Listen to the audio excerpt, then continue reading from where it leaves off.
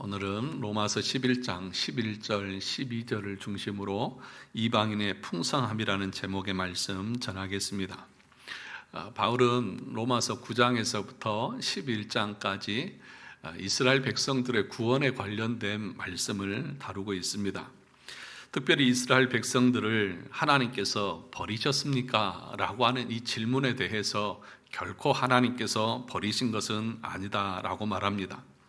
그러나 일상적으로 현상을 바라볼 때 하나님이 이스라엘 백성들이 버린 것처럼 보여지고 느껴질 정도로 유대인들은 예수님을 배척하고 믿지 않았습니다. 이런 상황을 보면 하나님의 약속이 폐하여진 것 같고 유대인들이 버려진 것 같다고 말할 수는 있지만, 그러나 결코 그렇지 않다. 그 예를 자신의 경우를 들어서 설명을 하고 있습니다.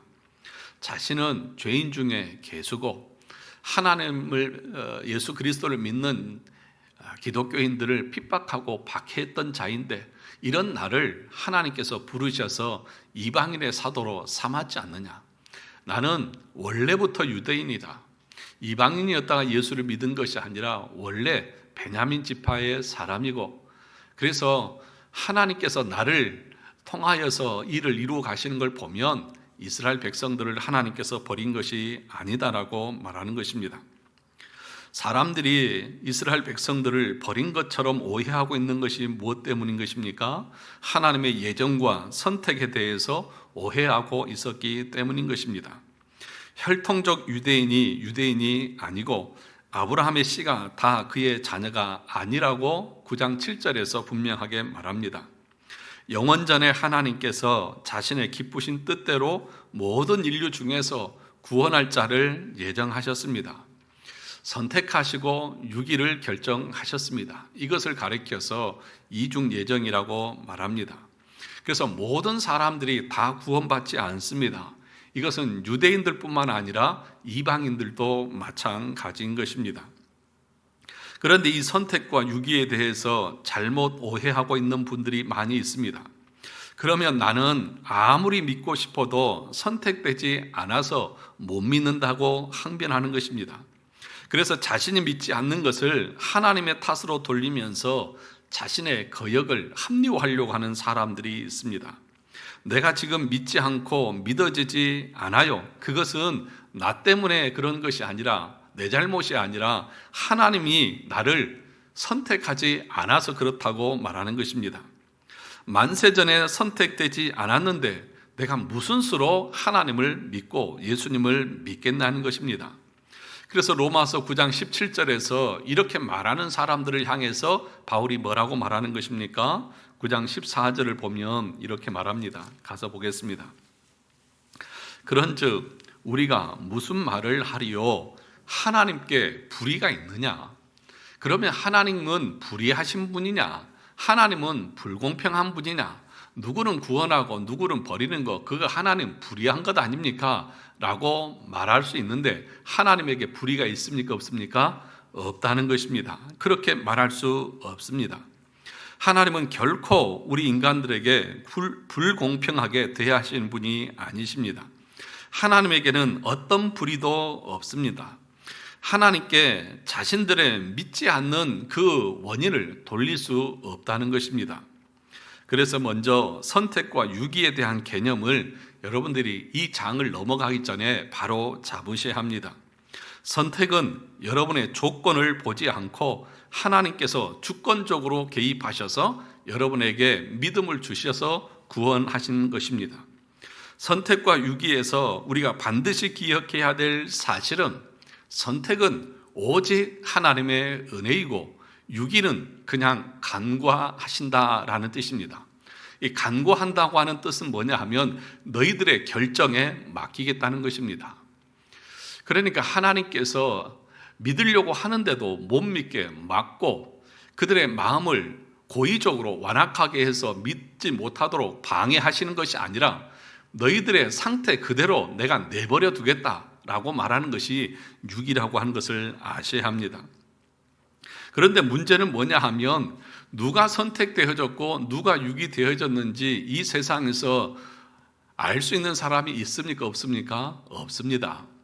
그것은 영원 전에, 시간이 창조되기 전에, 이 세상이 창조되기 전에 하나님께서 행하신 것이기 때문에 저와 여러분들은 누가 선택되었고 누가 유기되어졌는지 아무도 알 수가 없습니다. 그러니까 여러분들이 선택과 유기를 생각할 때에 어떻게 이해하시면 되냐 하면, 유기된 사람들은 아무리 해도 못 믿는구나, 이렇게 얘기하시면 안 됩니다. 그렇게 생각하시면 안 되는 것입니다. 하나님께서는 분명하게 자기의 기쁘신 뜻대로 택할 자를 예정해 두셨지만 우리는 모릅니다.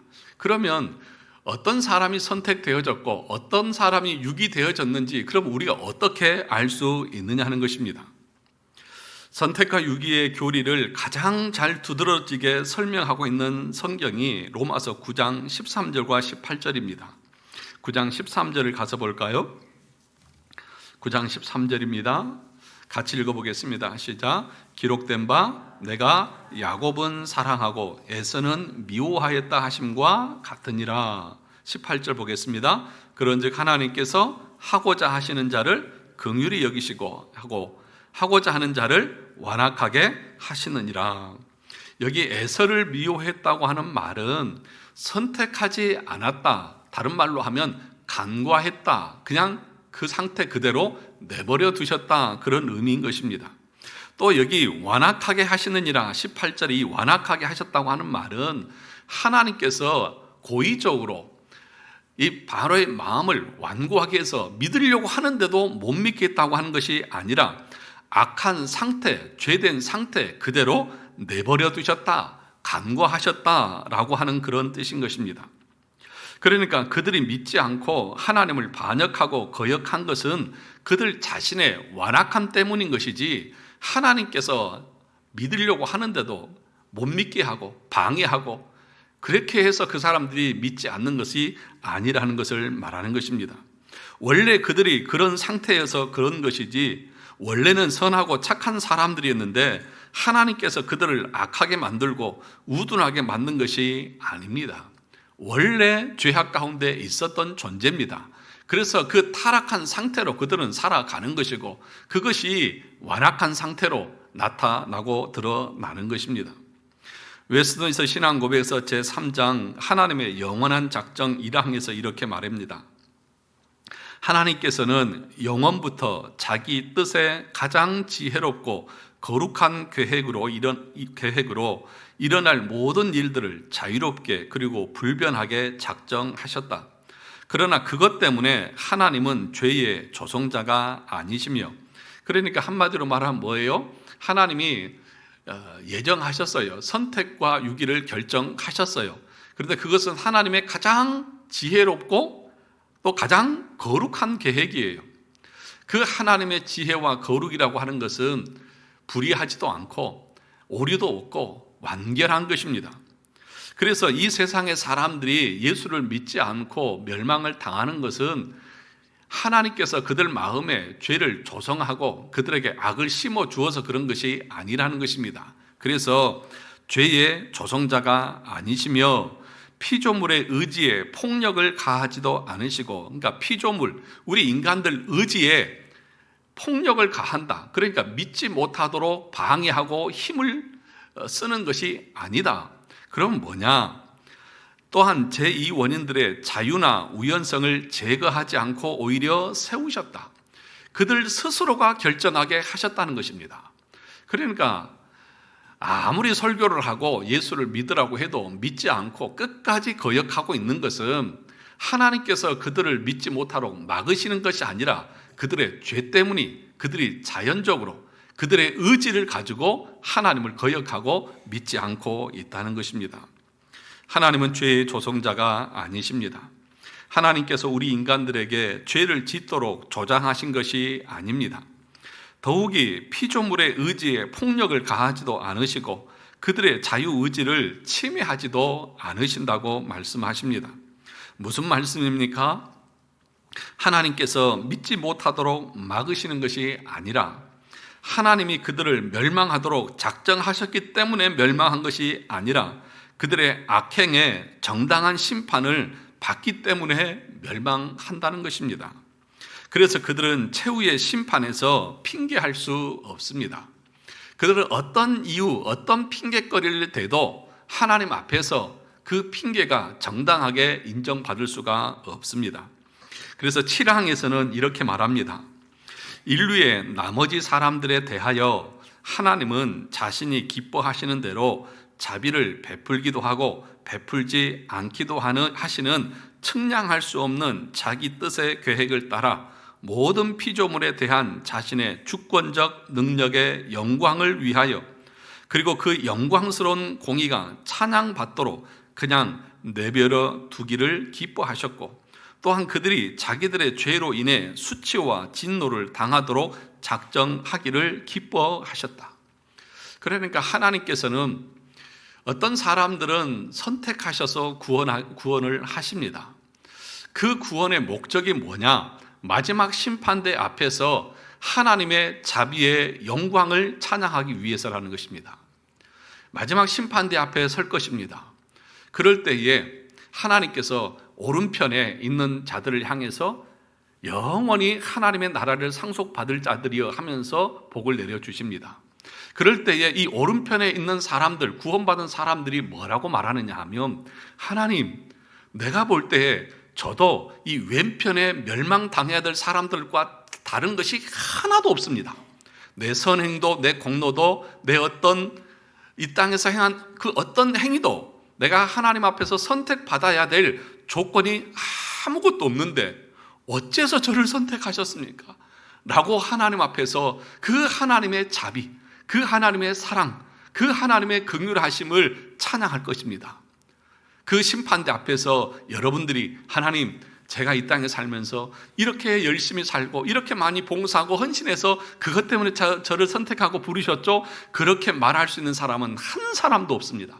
만약에 그런 생각을 가지고 있다고 하면 결코 그 사람은 오른편에 있을 수가 없습니다. 그래서 하나님께서 작정하셔서 우리를 구원하신 것에 대해서 우리 모두는 선택받은 사람들은 하나님의 그 자비의 영광을 찬양할 것입니다. 하나님처럼 자비로우신 분 없습니다. 하나님처럼 사랑이 풍성하신 분이 없습니다. 그것을 지금 여러분들은 잘 모르지만 마지막 하나님의 심판대 앞에서는 분명하게 알게 될 것입니다. 그리고 이 반대편에 있는 사람들은 어떻습니까? 어떤 찬양을 하냐면 이 사람들은 여기 보니까 하나님의 영광스러운 공의가 찬양받도록, 하나님 정말 공의로우신 분입니다. 공의가 뭡니까? 선에 대해서는 복을 주고 악에 대해서는 벌을 내리는 거 아닙니까? 이 땅에서는 공의롭지가 못해요. 이 땅의 재판은 때로는 굽어요. 돈 있는 사람들은 죄를 지어도 그냥 풀려나고 없는 사람들은 죄를 뒤집어 쓰면서 그렇게 죄인 취급을 받기도 해요. 그런데 하나님의 최후의 심판대 앞에서 하나님은 우리의 머리털까지 다 세시고 우리의 생각과 심장을 다 감찰하셔서 어떤 것도 하나님 앞에 숨길 수 없습니다. 벌거 벗겨진 채로 다 드러날 것입니다. 그래서 하나님이 그들의 죄에 대한 진노의 심판을 그들에게 다 내릴 것입니다. 그 광경을 보는 모든 사람들은 하나님 정말 공의로우신 분이십니다. 정말 공의로우신 분입니다. 하나님, 저 인간이 제가 살았을 때 저를 향해서 얼마나 악하겠는 줄 아십니까? 하나님을 향해서 얼마나 거역하고 반역했는 줄 아십니까? 하나님 그걸 어떻게 하시고 다 심판하시는지 하나님처럼 공의로우신 분 없습니다 라고 하면서 자신들의 입으로 하나님의 공의를 찬양하게 될 것이다. 사랑하는 성도 여러분, 하나님은 자비의 하나님이심과 동시에 공의의 하나님이신 것을 믿으시기를 주님의 이름으로 축원합니다. 복음주의자들, 알미니안주의자들은 뭐만 강조하냐면 하나님은 사랑이시다. 어떻게 하나님의 그 사랑이신 하나님께서 죄인들을 멸망시켜서 지옥에 보낼 수 있느냐라고 하면서 하나님의 이 작정, 공의로우신 그 지혜롭고 거룩한 그 하나님의 계획을 부정하는 거예요. 그것은 곧 하나님의 말씀을 부정하는 것과도 같습니다. 하나님은 모든 사람들을 구원해야 될 의무가 없습니다. 하나님은 한 사람을 구원하지도 않아도 하나님은 불의하시지 않습니다. 그러므로 모든 사람이 구원받는다고 해서 내가 하나님 앞에 어떤 공로가 있어서 구원받은 것이 아님을 우리는 알아야 합니다. 그래서 마지막 최후의 심판에 보면 신앙고백서 33장 최후 심판 2항에 보면 이렇게 말합니다. 하나님께서 이 날을 정하신 목적은 선택한 자들의 영원한 구원에 있어서는 그의 자비의 영광을 나타내시고, 뭘 나타내셔요? 자비의 영광을 나타내시고, 또한 악하고 불순종하는 버림받은 자들의 영원한 파멸에 있어서는 하나님의 공의의 영광을 나타내시기 위함이다. 마지막 때가 되면 하나님이 얼마나 공의로우신지, 하나님이 얼마나 자비로우신지 우리가 알게 됩니다. 그러면서 이렇게 말합니다. 그때의 의인들은 영생에 들어가서 주님 보좌 앞에서 나오는 기쁨과 위로를 충만히 받을 것이지만, 여러분 기쁘지 않으십니까? 즐겁지 않으십니까? 소망이 생기지 않습니까? 지금 나에게는 기쁨이 없고 고난이고 역경이고 또 힘들고 고난 가운데 살지만, 마지막 그 최후의 심판 때에 하나님 뭐라고 말씀하시냐면, 의인들은 영생에 들어가서 주님 보좌 앞에 나오는 기쁨과 위로를 충만히 받을 것이다. 우리는 그날을 기대하면서 사는 거예요. 이 땅에서 다 위로 받으려고 하지 마세요. 이 땅에서 보상 다 받으려고 하지 마세요.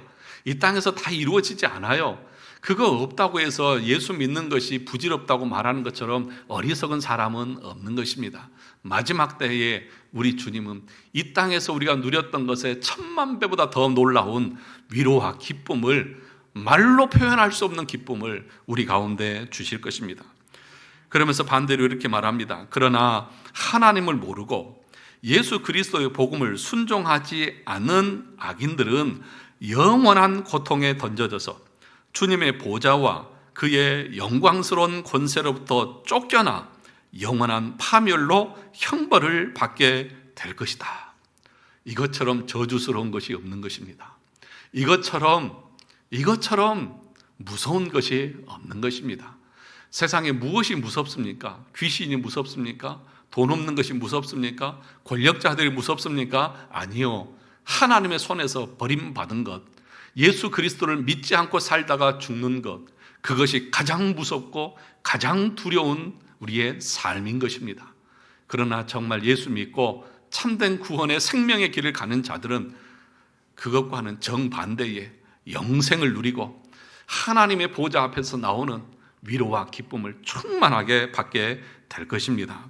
이런 은혜가 있기를 주님의 이름으로 축원합니다. 사람들은 이렇게 말하면 이런 반문을 할 수 있을 것입니다. 만약에 하나님의 작정과 선택이 사실이라면, 내가 선택된 자가 아니라면, 그러면 내가 지금 하는 이 모든 것이 무슨 의미가 있습니까? 얼핏 들어보면 합리적으로 들리기도 합니다. 그런데 이런 질문은 우리 영혼에 아무런 유익이 없습니다. 앞에서도 말씀을 드렸듯이 내가 선택되어졌느냐, 내가 유기되어졌느냐, 그걸 여러분 생각하지 마십시오. 왜냐하면 그건 알 수 있는 사람이 없잖아요.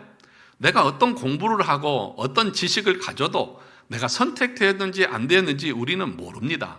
그러면 내가 선택됐는지 안 됐는지 어떻게 할 수 있느냐? 그것은 앞에서 우리가 10장에서 봤듯이 주의 이름을 부르는 자는 선택된 자들입니다. 믿으십니까?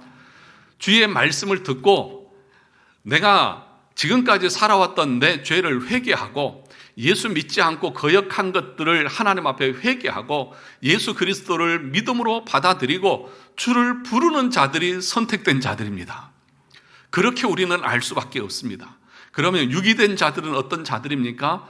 목사가 강단에서 예수 그리스도만이 우리의 유일한 구원자라고 아무리 얘기를 해도, 참된 구원의 길이 무엇인지를 아무리 얘기를 해도 끝까지 자기 고집을 내려놓지 않고 자기 고집대로 살아가는 자들은 어떤 자들이요? 유기된 자들이에요.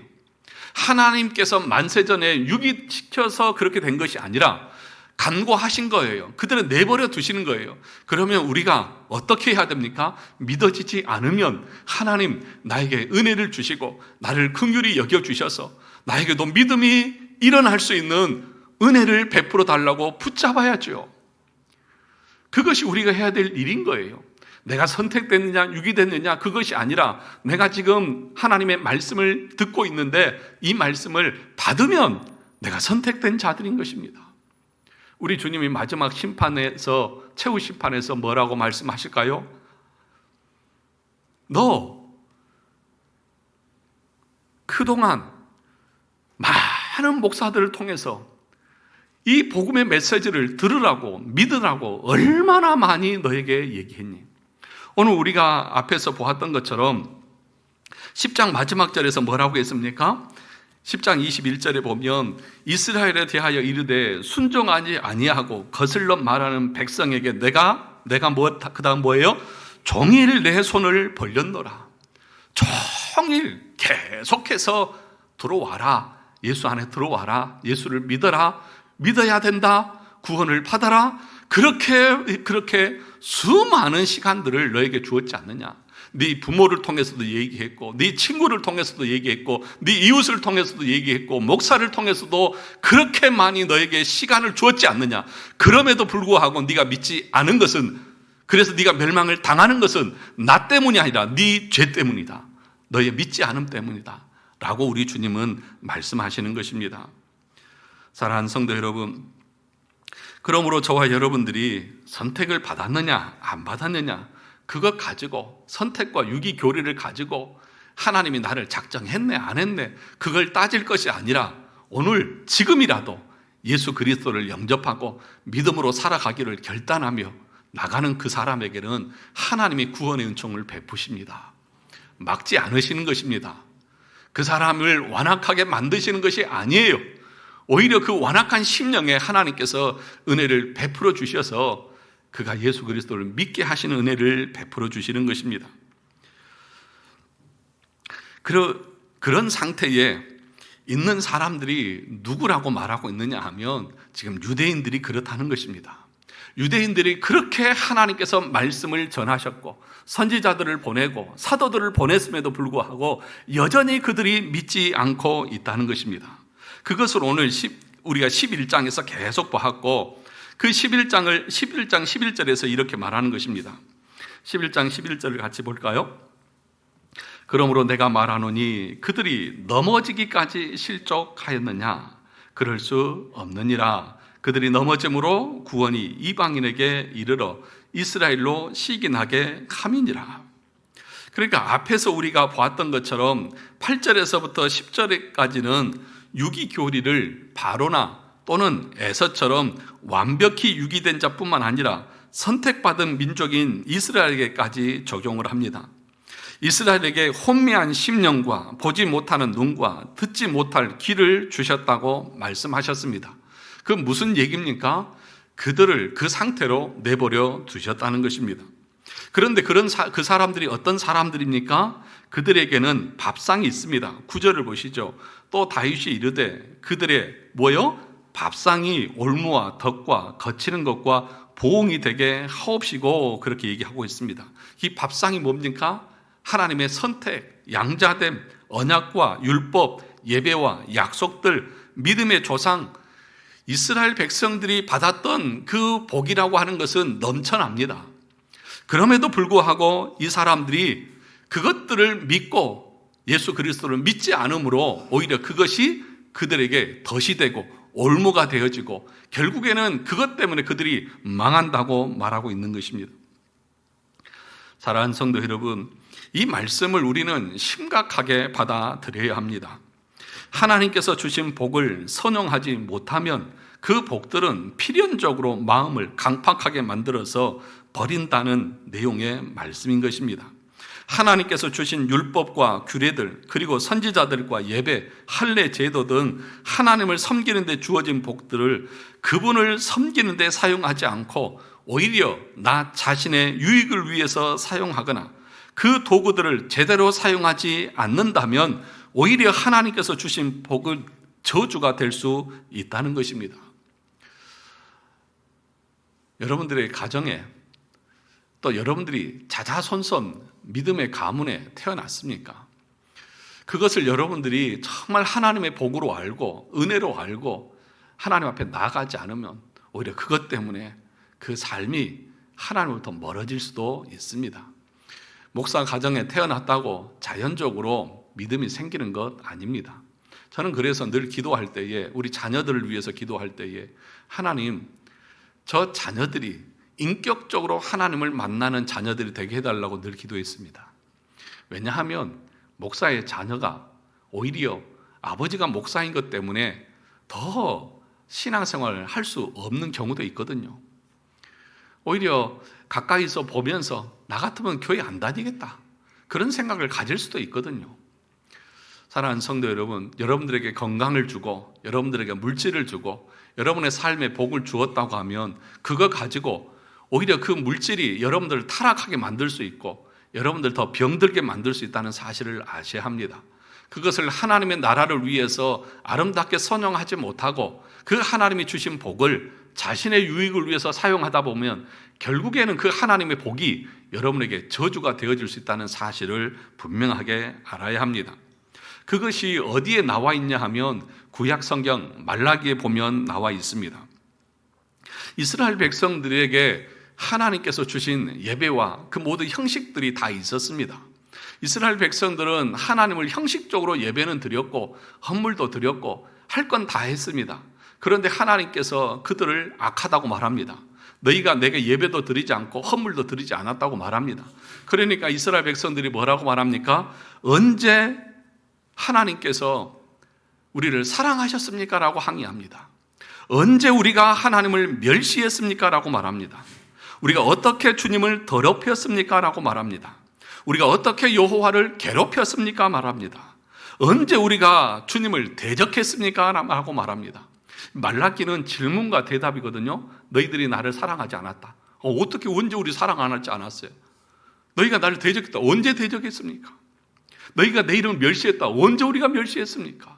라고 하는 그 대답의 이야기가 말라기의 이야기입니다. 왜 그렇습니까? 그들 가운데에 밥상이 있어요. 그들에게 주어진 많은 혜택들이 있어요.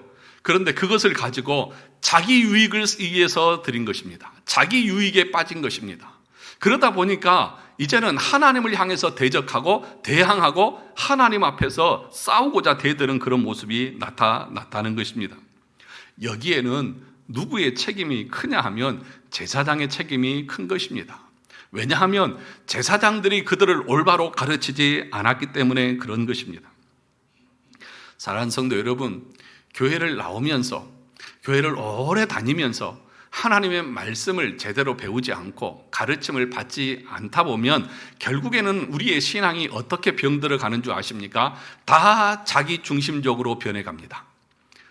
그래서 신앙생활을 오래 하면서 말씀을 배우지 않으면 우리의 신앙이 자기 중심적으로 굳어져서 자기는 다 했다고 합니다. 자기는 하나님을 위해서 열심히 다 했다고 합니다. 그런데 그걸 돌아보면 다 자기 중심적이었고 자기의 유익을 위해서 한 것이었습니다. 신앙은 무엇입니까? 자기를 부인하는 것입니다. 자기를 부인하고 그리스도의 십자가 앞에 무릎을 꿇고 그분 앞에서 항복하는 것입니다.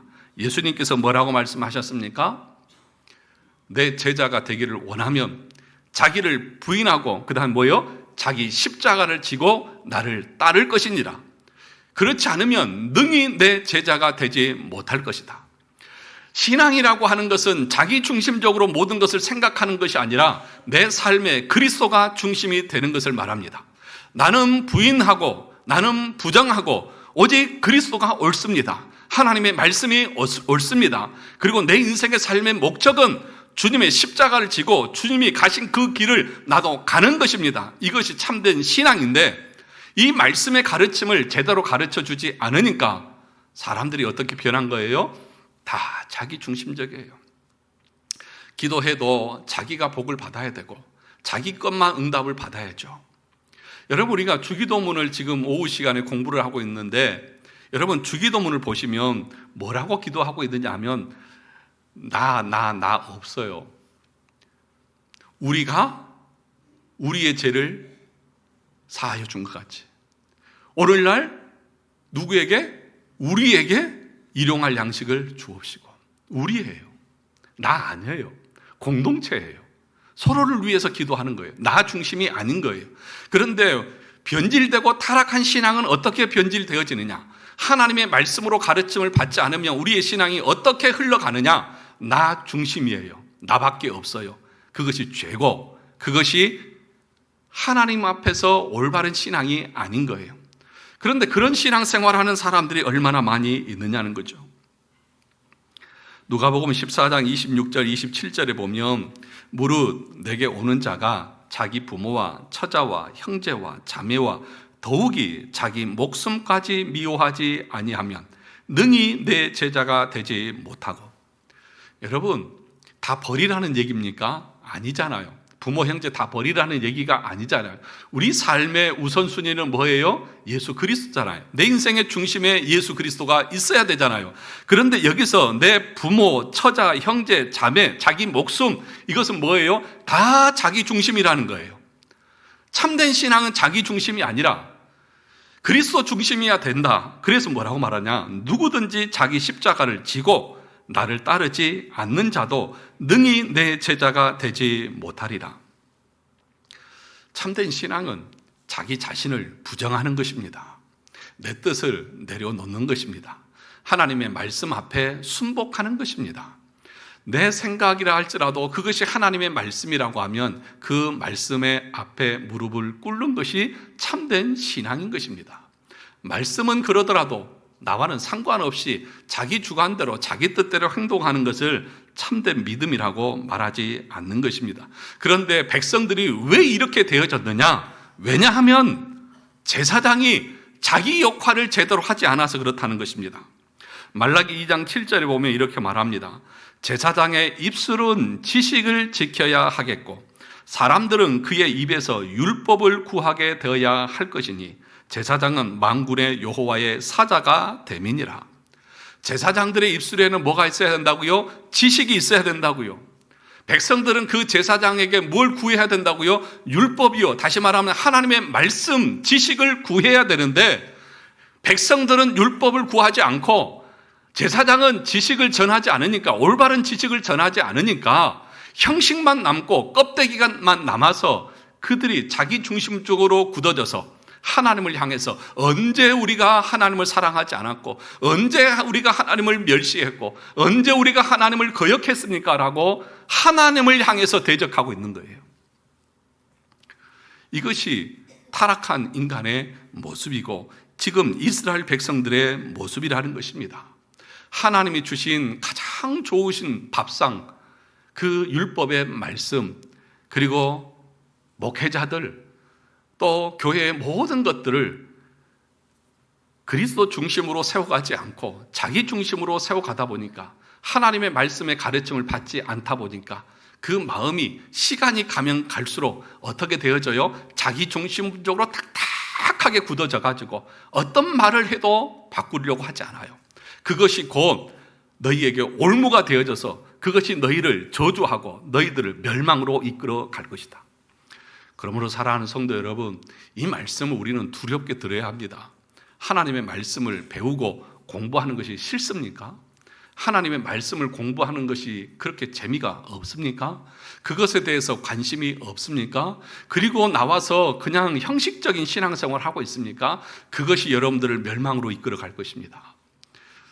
두려운 것입니다. 그러므로 여러분, 참된 성도는 하나님의 말씀을 공부하고 싶어 합니다.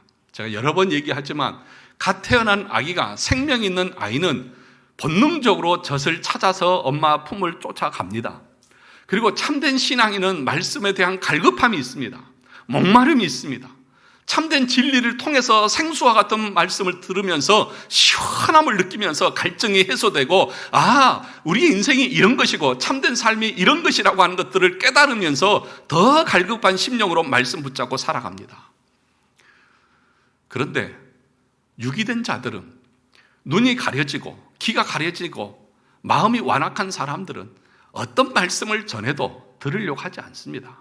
목회자가 강단에 올라서면 그때부터 팔짱을 끼고 눈을 감고 귀를 닫고 마음을 닫습니다. 그것이 하나님의 진노고 저주라는 것도 모른 상태로 자기 소견에 오른 대로 그렇게 사는 것입니다. 여러분, 그것처럼 무서운 것이 어디 있습니까? 그런데 지금 이스라엘 백성들이 그런 상태에 있다는 것이고, 그것을 지금 볼 때에 그러면 하나님이 이스라엘을 버렸습니까? 라고 말할 정도라는 것입니다. 그런데 오늘 바울은 아니다, 그렇지 않다. 11절을 다시 보시죠. 그러므로 내가 말하노니 그들이 넘어지기까지 실족하였느냐? 그럴 수 없느니라. 그들이 넘어짐으로 구원이 이방인에게 이르러 이스라엘을 시기나게 함이니라. 그렇게 말합니다. 넘어졌다, 걸려 넘어졌지만, 실족했지만 완전히 끝난 것은 아니다. 다시 일어날 수 있다는 거죠. 여러분, 넘어졌으면 죽는 거하고 넘어진 거하고는 같아요, 달라요? 다르잖아요. 죽었으면 더 이상 소망이 없어요. 그런데 넘어졌으면 뭐예요? 다시 일어날 수 있어요.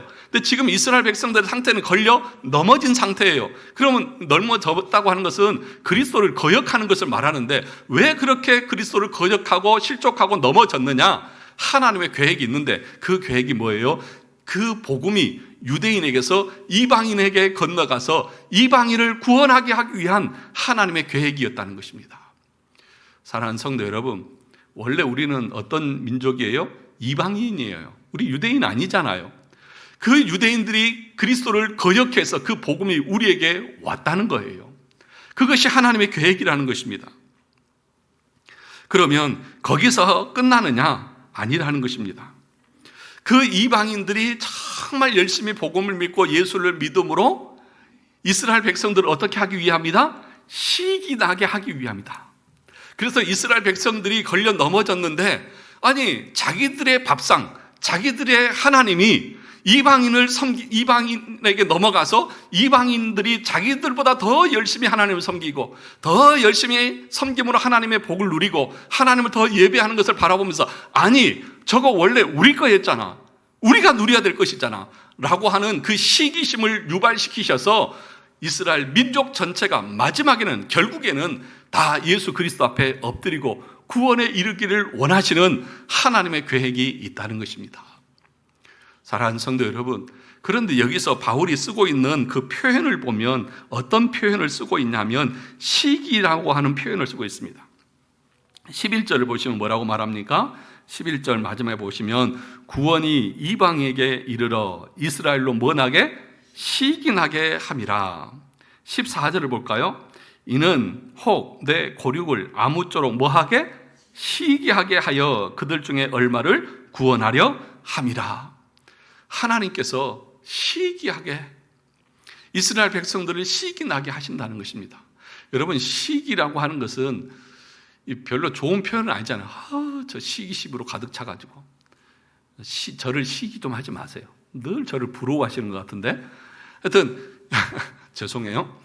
웃기지도 않는 것을 이렇게 저보고, 그래서 우리 애들은 막 놀려요. 아빠는 재밌는 것도 재미없게 말하는 재주가 있는 것 같아. 그러고 막 아빠가 입을 열면 사람들이 다 얼어버리는 것 같아. 너무 썰렁해서. 그러면서 저를 놀리거든요. 여러분 이해하시고 들으십시오. 시기라고 하는 것은 나쁜 의미도 있지만 좋은 의미도 있죠. 내가 가질 수 없는 것, 남의 것을 내가 탐내는 그 시기는 그 나쁜 것이죠. 그런데 부러워하는 것, 나도 저 사람처럼 살아봤으면 좋겠다. 나도 저 사람처럼 저런 멋있는 삶을 살았으면 좋겠다. 그래서 누군가 이 시기한다고 부러워한다고 하는 것은 물질적인 것을 얘기하는 게 아니에요. 여기서 지금 바울이 시기하고 있는 것은 이방인들이 예수 믿어서 복받았다 이런 시기가 아니에요. 그들이 정말 하나님을 섬김으로 윤리적으로 도덕적으로 의롭게 살아가는 그 모습들, 우리의 모습이 그래야 해야 되는데 그런 것을 말하는 거예요. 그러니까 예수 잘 믿는 사람들의 모습을 바라보면서 나도 저런 삶을 살아봤으면 좋겠다. 여러분 그런 경우들 없습니까? 저는 그 청년 때 그런 경험들이 있어요. 같은 또래 아이들인데, 같은 또래 친구들인데 저를 부러워해요. 제가 뭐 가진 것도 없는데 단지 내가 하고 있는 것은 교회 다니면서 예수 믿고 열심히 주일 성수하면서 살아가는 그 모습을 보는 것밖에 없어요. 자기들은 그냥 친구들하고 놀러 다니고 술 먹고 담배 피고 그러면서 막 놀아요, 마음껏. 그러면서도 만나서 얘기하면 나를 부러워해요. 이상한 놈들이에요. 뭐냐 하면 그렇게 세상의 것을 즐기고 누려봤는데 마음이 공허한 거예요. 근데 너는 그런 것은 없는 것 같은데 너를 보면 평안하고 너를 보면 나도 너처럼 살아보고 싶다고 하는 그 마음들이 일어나는 거잖아요. 돈은 없어요. 좀 잘생기긴 했지만 그것 때문에 부러워하는 게 아니잖아요. 여러분, 세상 사람들이 우리를 바라볼 때에 저 사람들은 가진 것도 없고 다른 거 없지만 정말 저 사람의 사는 모습을 보면 반듯하고 정말 안정되어져 보이고 저 사람은 정말 마음이 기쁨이 있는 것 같고 나는 다 가진 것 같은데도 내 마음에는 기쁨도 없고 뭔가 공허하고 뭔가 허전하고 이렇게 사는 것이 의미가 있다? 라고 하는 그런 사람들이 참 많이 있잖아요. 저는 가끔씩 연예인들이 잘 나가는 유명한 연예인들이 TV에 나와서 자기의 공허한 것들을 얘기한 것을 들을 때마다 저는 느껴요. 다 가져서 몇백억을 가지고 있는 사람도 정말 대중의 환호를 그렇게 받으면서도 집에 돌아오면 공허하고 허전하고 정말 이렇게 사는 게 맞나? 그런 마음들이 계속 일어난다는 소리를 듣지 않습니까? 여러분, 여러분의 삶을 세상 사람들이 시기하고 있냐고요. 여러분들의 삶을 보면서 여러분의 세상 사람들이 나도 언니처럼 오빠처럼 나도 당신처럼 그런 삶을 살고 싶다고 하는 마음이 들 정도로 우리가 정말 예수 그리스도 앞에서 온전한 그런 믿음의 삶을 살아가고 있느냐고요. 사랑하는 성도 여러분, 저와 여러분들의 삶을 보면서 세상이 시기나고 부러워할 수 있는 그런 믿음의 삶을 살 수 있기를 원합니다. 우리에게는 그런 풍성한 것이 다 있습니다. 우리 주님이 다 주셨습니다. 문제는 뭐예요? 우리가 그 하나님의 나라, 마지막 하나님께서 우리 가운데에 자비의 영광을 베풀어 주실 그 나라를 사모하는 것이 아니라 오히려 우리가 세상 사람들을 시기하고 부러워해요. 나도 저 사람처럼 떵떵거리면서 돈 걱정 없이 살았으면 좋겠다. 나도 저렇게 화려한 집에서 살고 싶다. 나도 저렇게 멋있게 한번 인생을 살아봤으면 좋겠다. 한번 사는 인생 나도 한번 저렇게 떵떵거리면서 살아봤으면 좋겠다. 그것을 오히려 우리가 부러워하고 있지는 않습니까? 그러니 세상 사람들이 우리를 부러워할까요? 똑같은데 세상 사람들이 부러워하는 것을 우리도 똑같이 부러워하고 있는데 뭐하러 세상 사람들이 예수 믿는 사람들을 부러워하냐고요. 정말 여러분들의 삶이 세상 사람들이 바라볼 때에도 부러워할 수 있는 그런 믿음의 삶이 우리 가운데 있느냐고요. 오늘 바울이 말합니다. 하나님은 이방인들의 그 삶을 통해서 이스라엘 백성들이 시기나게 해서 나도 예수 믿어, 나도 예수 앞에 나갈래 라고 할 정도의 그 마음을 갖게 하실 것입니다. 하나님 마지막 때 그렇게 하신대요. 그런데 누구를 통해서 하시느냐? 선택된 자들, 참된 믿음을 가지고 있는 성도들을 통해서 그 일들을 감당하십니다. 저와 여러분 가운데에 이런 믿음의 삶이 있기를 주님의 이름으로 축원합니다. 그래서 여러분들을 보고 세상 사람들이 시기 나서 나도 후암제일교회 가고 싶다. 나도 당신이 다니는 교회 가고 싶다. 그 마음이 들 수 있기를 원합니다. 그런 사람들이 많이 일어나기를 바랍니다. 우리 교회 안에서도 나도 우리 장로님처럼 우리 권사님들처럼 나도 저렇게 신앙생활 하고 싶다. 그런 부러움을 받을 수 있도록 우리 청년들, 젊은이들에게 그런 귀감이 되는 성도들이 많아지면 많아질수록 교회가 더 은혜로워질 것 아닙니까? 하나님의 나라가 더 아름답게 세워질 것 아닙니까? 여러분, 우리 애들, 청년들 모르는 것 같죠? 우리 어르신들이 참 착각하는 게 있는데요. 애들이 모를 거라고 생각해요. 애들 다 판단하고 있어요. 우리 장로님들 어떻고, 우리 목사님 어떻고, 우리 권사님들 어떻고, 애들이요 다 보고 판단하고 있어요. 말만 안 하고 이제 속으로는 다 판단해요. 그리고 자기들끼리 다 얘기해요. 나는 싫어. 나는 저렇게는 안 할 거야. 다 해요. 안 보는 것 같죠? 여러분 두려워하셔야 돼요. 애들이 다 보고 있어요. 정말 우리 자녀들에게 시기 나게 할 정도로, 우리 성도들에게 시기 나게 할 정도의 그 믿음의 삶을 살아가는 우리 교회와 우리 성도들이 다 되시기를 주님의 이름으로 축원합니다.